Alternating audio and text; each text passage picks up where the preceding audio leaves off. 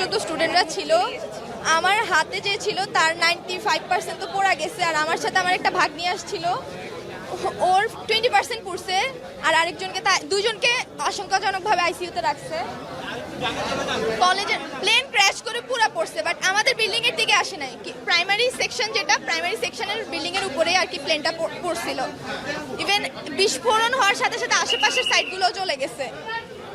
অনেক গার্ডিয়ান তো হয়েছে স্টুডেন্ট, প্রাইমারি স্টুডেন্টগুলো সবাই পড়া গেছে, ছোট বাচ্চা বেশি।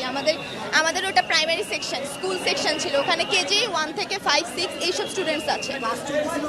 ক্লাস ছুটির সময় হবে, কিছু বাচ্চা গেটের সামনে ছিল, তারা জানতোই না, চোখের পলকে হয়ে গেছে। ডক্টর বলেছে সাইন লাগবে, ওর গার্ডিয়ানকে কল দেওয়ার পরে ওর গার্ডিয়ান বললো যে আমাকেই সাইন দিয়ে দিতে। এখনো আইসিইউতে আছে, বলেছে যে আরও 1-2 ঘন্টা পরে টাইম